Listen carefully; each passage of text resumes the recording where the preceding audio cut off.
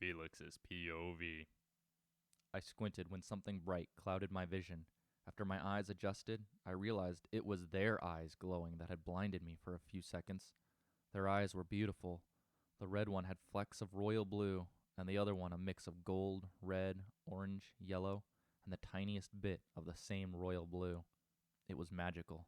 I must have been too lost in thought to register that I was staring. It wasn't until they looked away that it finally dawned on me what I was doing. Are you feeling better now? I wasn't expecting a response, so imagine my surprise when they turned to face me and nodded. It made me happy to know they understood what I'd been saying. I was starting to get worried they might only speak in the demon's native language, but now I know they understand English. That makes this a lot easier. That's good. Are you still cold?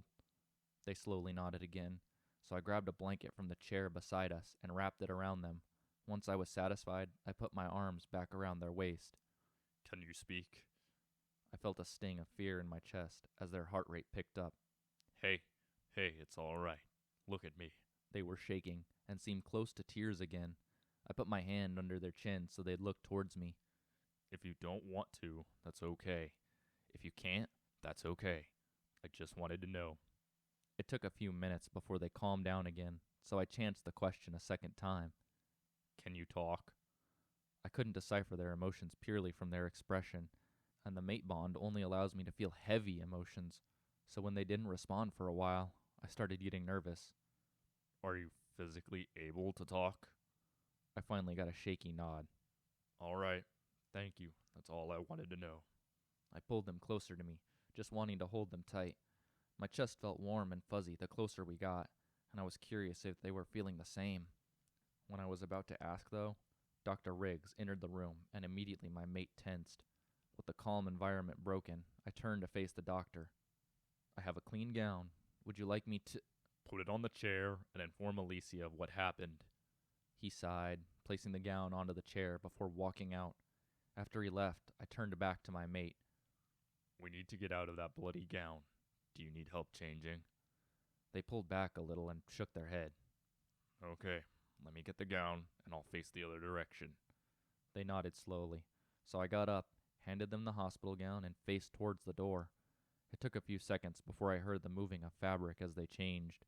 I felt a soft tug on my sleeve and turned around. They jumped a little and quickly retracted their hand, looking more than slightly nervous. Note to self, don't move fast around them. Is it okay if I sit back down with you? Thankfully, I received a slow nod, so I calmly walked back over and sat beside them on the bed. I want to ask you something, but don't be afraid, okay? They stared at me blankly for a while, so I decided to proceed with my question. Are you still a teenager?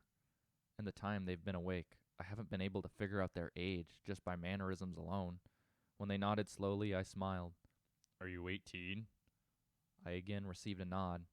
It didn't surprise me, because they look very young, not only in height, but facial features as well. It was then I realized I haven't probably introduced myself yet. My name is Felix Abner Poivy.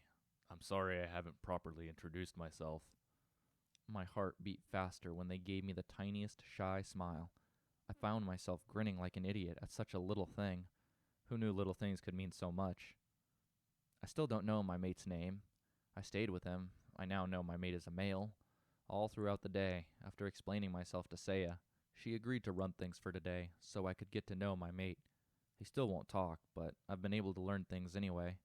I know he doesn't like Dr. Riggs, so it's been a little difficult when he asked to be treated.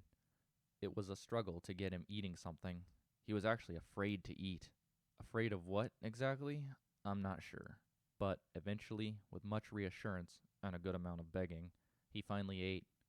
It is now 8:30 at night, and usually I would be heading to bed right now, but I don't want to leave my mate. The hospital bed isn't big enough for both of us, so I'm currently waiting on Dr. Riggs to finish examining my mate. Hopefully he'll be able to come home with me. His breathing has greatly improved. If he continues to eat and drink, I don't see any harm in bringing him home, but do be careful with his legs. I'll grab a wheelchair if you plan on taking him tonight. You go do that. We'll wait here. He sighed, standing up straight and walking out of the room. I knew he would want to keep my mate here for observation, but this wasn't about what he wants, So I didn't care in the slightest that he was annoyed with me. I crouched down in front of my mate, who still won't look me in the eyes. I don't have any extra clothes here, and I'm sure none of my clothes will fit you, so I hope you're okay with borrowing one of the pup's clothes. He nodded. I smiled and started putting his socks on. Dr. Riggs said demon adolescents often have difficulty keeping themselves warm, but they mostly grow out of it by 21. So until then, I need to stay on top of how he's feeling temperature-wise, and hopefully he grows out of this. When he got here, I'm sure he had hypothermia, but luckily he got over it once he was warm. Because adolescent demons have difficulty with temperature, they also recover quickly once the issue is fixed. A few minutes passed before Dr. Riggs brought in a wheelchair, and we were free to leave. I made sure to wrap my little mate in the blanket good before we left the room. Because it was winter and we don't have good heating systems, the halls and large rooms tend to get cold. It's usually only an issue for the children and elderly, but I guess injured people and young demons are also affected. We finally got to my apartment, in the uppermost floor of the pack house, though, before I opened the door, a loud crash echoed through the halls. My mate started crying from the noise, and I heard shouting. Figures. The moment I brought him home, a loud problem occurs. Alicia's POV. I was walking up to my room when I heard a crash. What sounded like people fighting followed after that. I made my way to the hall it seemed to be coming from. I saw one of the Omegas, Amber, standing in front of a man I didn't recognize. Behind her was 4-year-old Emily, one of the pups we adopted into our pack. The man was yelling so loud I thought surely his throat was bleeding. I walked over and stood behind him. What do you think you're doing? He screamed. I couldn't quite tell who he was talking to. Your little brat just bit me. I'm sorry, sir. Who are you? I swear his face was red as a tomato. Shut up, woman. Who I am is none of your business.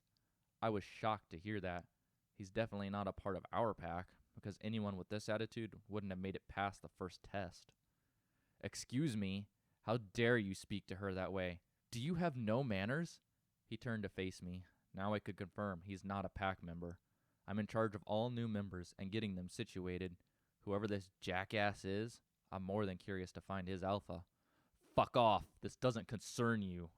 Amber gasped, and poor little Emily was about to cry. I was more pissed off than offended. That's no way to treat an alpha, young man. I suggest you fix that attitude. I've never heard of a female alpha. You have no business ordering me around. I'm here for an important meeting. I sighed. Unfortunately, I have to deal with this shit more often than I'd like. But hey, he said meeting, right? Mr. Lopez? He seemed shocked, so I knew it was him. How do you know who I am, woman? I had a smug smirk on my face. I'm Alpha Poivy. Your meeting with me isn't until 10. What makes you think it's a good idea to walk around like you own the place and cause fights with my pack members? For a second, he looked nervous, until I saw that assholey smile back on his face.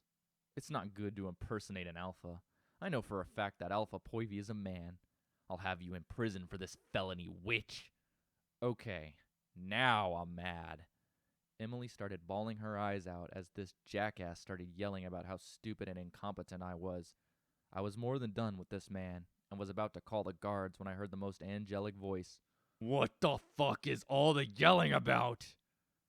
Felix practically screamed as he stormed into the hallway. I was more than shocked to see the little demon in a wheelchair he was pushing. He looked scared, but not of Felix. I'm sorry, Alpha. This man claimed that Emily bit him. When female Alpha tried to help, he started screaming at her. Felix stopped the wheelchair and walked to face Mr. Lopez. I was so focused on their interaction that I didn't even see where Emily ran off to. Demon's POV. A loud noise echoed through the hall, and I started crying. There was yelling coming from somewhere, and it reminded me of when I got in trouble. Hey, it's all right. Don't be scared. Felix crouched down in front of me and gently grabbed my hand. The fuzzy feeling ran straight up my arm and through my entire body. I still didn't know what it was, but it made me feel better. I didn't even notice when the loud noises had stopped until they started again. I need to go see what's happening. Would you rather stay here or go with me? I didn't want to be alone, but I didn't want to be in danger either. I'll keep you safe no matter what's happening. If you're with me, I'll protect you, okay? He wiped the tears from my cheek, and I decided being with him is better than being alone, even if people are scary. I grabbed his other hand and pulled it closer to me, hoping he'd understand what I meant. You want to come? I nodded. Okay, let's go figure out what all the ruckus is about. He gave me a warm smile that made me feel funny inside before turning us around and starting back down the hallway. I finally saw what was so noisy. There was a chubby man yelling at my friend. Felix called her Saya, I think. There was another short woman with brown hair, and behind her, a little girl with black hair. The girl was crying, and I felt so bad for her. I didn't understand what was happening, but I needed to do something to help her. What the fuck is all the yelling about? Felix's voice was loud and sounded really angry, but for some reason, I wasn't afraid of him. I'm sorry, Alpha. This man claimed that Emily bit him. When female Alpha tried to help, he started screaming at her, the brown-haired woman said. He stopped a few steps away from the people and got in front of me to talk with the man. I saw the little girl looking up at me with big tears rolling down her face. I felt so bad for her. I assumed she was the Emily the brown-haired woman spoke about. I noticed no one else was going to comfort her. It hurt me to see her sad and scared. So, without really thinking, I motioned for her to come over. She hesitated for a few seconds before running over and wrapping her tiny arms around my legs. I wasn't expecting that, but gently put my hand on her back, trying to comfort her the best I knew how. Things were getting heated in the conversation between the three adults, and the girl started crying harder. She looked up at me, and I felt so bad that I couldn't do anything to help. When she made grabby hands at me, I didn't know what she was asking, but I eventually figured she just wanted to be picked up, so I carefully lifted her up and sat her on my lap. Immediately, she snuggled into me, still sobbing, but not as bad. I wrapped my arms around her when the man started screaming loudly at Felix. Everything happened so fast that I barely had any time to register what I was seeing. 1 minute, there were 3 people standing in front of me. The next, I saw a huge white wolf towering over the chubby man. It took me a second to realize it was Felix.